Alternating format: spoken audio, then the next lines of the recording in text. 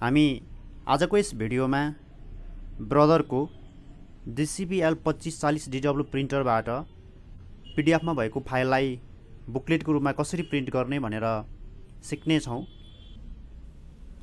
जस्तै हेरौं, अहिले मसँग यहाँनिर एउटा पीडीएफ फाइल छ। यसलाई मैले सबैभन्दा पहिला ओपन गर्छु।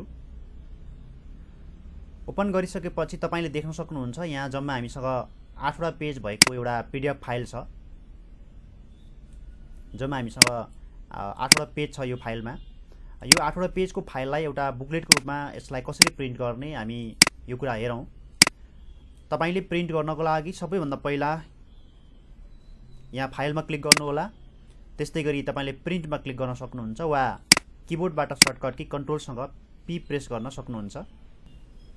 कन्ट्रोल पी गरिसकेपछि हामीले अघि DCP-L2540 ब्रदरको चाहिँ प्रिन्टरबाट प्रिन्ट गर्ने भनेर भनिसकेका छौं। तपाईले माथि गएर प्रिन्टरको कुन चाहिँ प्रिन्टरबाट प्रिन्ट आउट गर्ने हो त्यो प्रिन्टरको मोडल सिलेक्सन गर्नु होला। मोडल नम्बर सिलेक्सन गरिसकेपछि तपाईले यहाँ प्रपर्टिजमा क्लिक गर्दिनुस् र प्रपर्टिजमा क्लिक गरिसकेपछि पेपर साइज तपाई कत्रो पेपरमा चाहिँ प्रिन्ट आउट गर्न चाहनुहुन्छ यहाँ पेपर साइज सिलेक्सन गर्नु होला।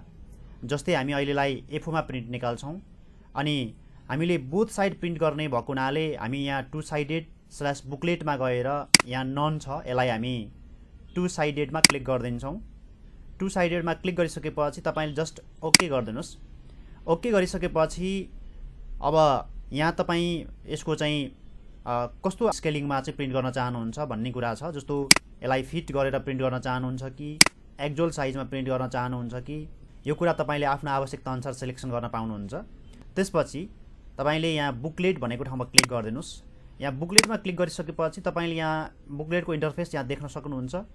एक साइडको पेज यतापट्टि प्रिन्ट हुन्छ, एक साइडको पेज यतापट्टि प्रिन्ट हुन्छ र यति गरिसकेपछि बेन्डिङ अप्सनमा नर्मली लेफ्टपट्टिबाट भनेर भन्छु अनि यसलाई मैले जस्ट प्रिन्टमा क्लिक गर्दिन्छु।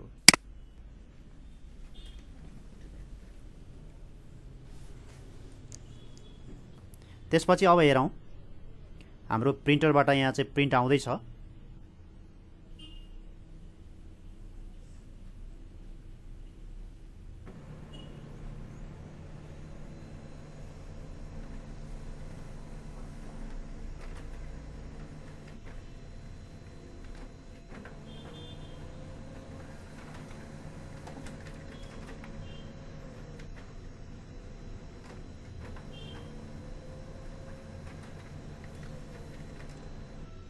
अब हामी हेरौं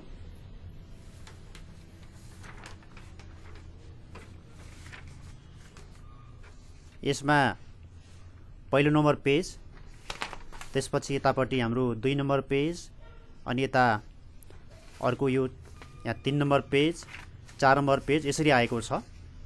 तपाईले देख्न सक्नुहुन्छ।